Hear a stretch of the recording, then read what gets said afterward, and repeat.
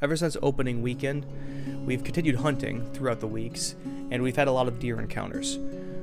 This video specifically, I'm going to go over some of the deer encounters where we have shot the deer, but unfortunately there was a lot of troubles with recovering. The first two, there's going to be three in this video. The first two, there isn't really much sort of commentary on the videos that I took at the time, and I only have one out of these three in the video here where I actually have the shot on camera. But I still feel like it's important to kind of go over the three different situations, what we did, what we learned from them, and how we kind of proceeded. The third one, not so much. It was just kind of a bad shot. But the first two, definitely. So there's nothing really much to say other than let's just get into it. We'll start with that. I'm not really going to give too much on this one until after the encounter is over, after the shot is fired. So I'm just going to let it play out for now and just let you watch what happens.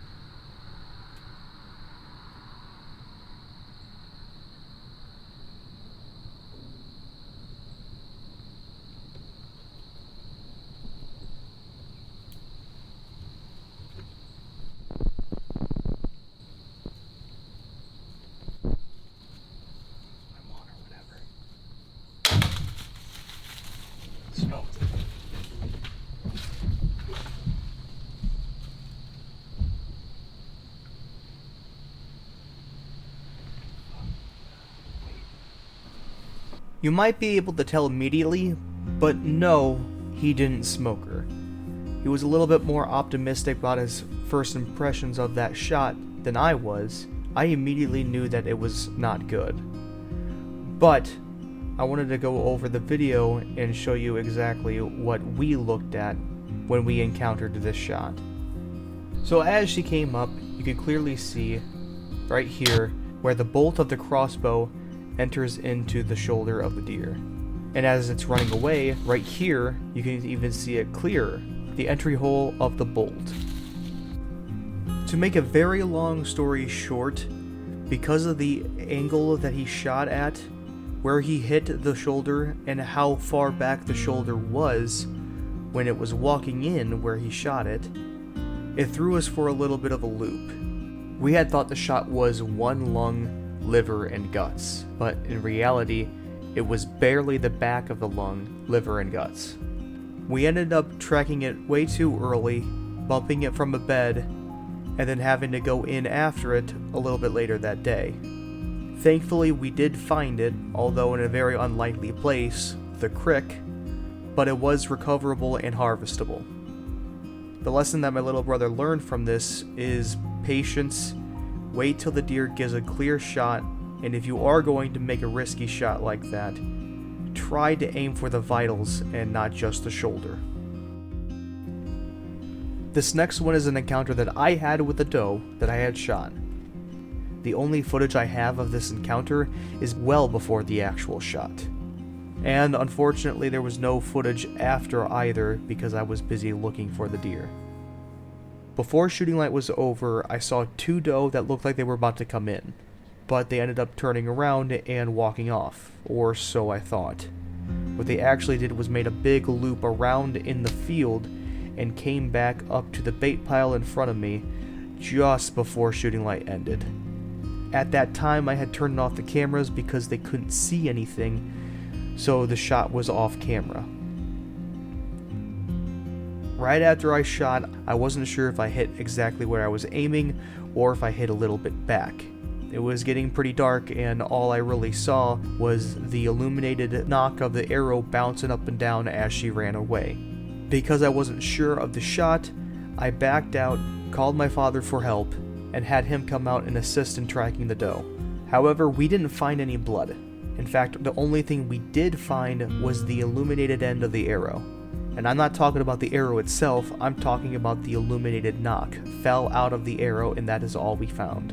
We searched the bean field for a while, but we didn't find anything that night. The next morning I went out before work for a while and I still didn't find anything. After work I ended up going out there again, searched the field, and eventually did find her. But there was a buzzard on her, there were bugs all over her, and she was not harvestable. I learned after the fact that a buddy of ours has a friend that has a drone, and if I would have asked, I would have had access to a drone to be able to look for the doe.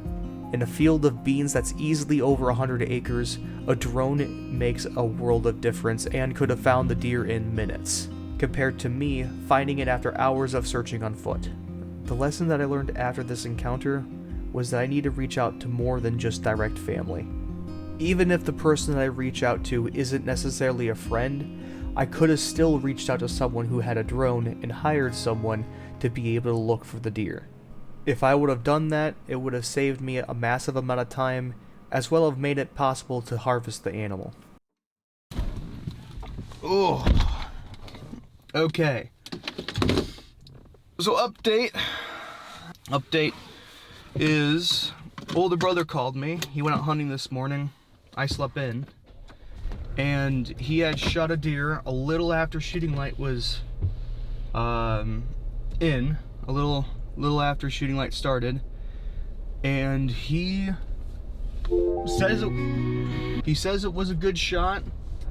He found blood, pretty good blood, he said, 30 yards, and then it kind of trickled out. It's been a couple hours since he shot, so he's been just taking it slow, looking for it. I don't know if it's a buck or doe or what, but I am going to go get his dog and then take a 40-minute drive down to see him. So, looks like we're gonna go on a tracking job. Alrighty, come on, pup. Off we go. So we're back at the tree stand. It's actually right up there. This is where my brother shot one. He's just kind of up the field a little ways. He's on his way over here. As soon as he gets here, it's gonna be a minute or two, we're gonna start looking. I don't know where he shot it at, so I'm kind of keeping the dog and me stand still until he gets here.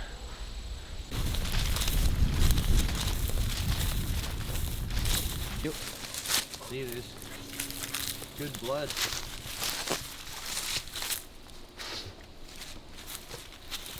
Smell it? You can see that it's good, bright. Yeah.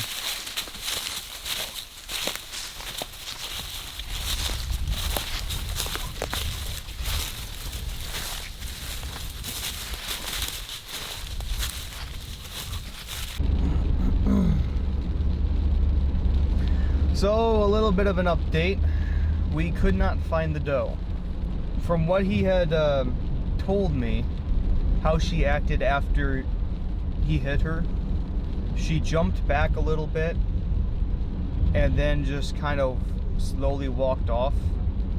But from the arrow, from what I could see from the arrow, from the blood that we saw, it kind of looks like a meat hit, meat only hit. As if he hit higher than what he thought, and instead of in the shoulder, he hit high and sort of above the lungs and stuff. That's kind of what it looks like. We ended up grid searching for a couple of hours. The last blood we found was on video, pretty much. It just kind of whittled down to a drop, and we didn't find anything else. So we got permission. We grid searched that whole place, and nothing. I checked the fields around the woods too, because a lot of the fields that had beans on it were cut down, and there was nothing in the fields either, so the only thing I can think of is she's alive. So that's kind of what we're going with. I got a call, so I'm gonna have to go off. So that was pretty much it. Those 3 different encounters. The last one I feel like is the most fortunate of them all, because the wound itself, or where I had guessed where he actually shot the animal, was not lethal, so it is most likely that that one's still alive. But the other 2 were not really good situations to be in. It seems like so far we are kind of plagued with a bad shot curse, which I'm kind of hoping ends up kind of leaving us. We don't really want bad shots, we want quick, lethal, and ethical kills. But nonetheless, I do feel like it's important to kind of show this. I don't really think that we're pros by any mean. In fact, I see us as a little bit less than amateurs.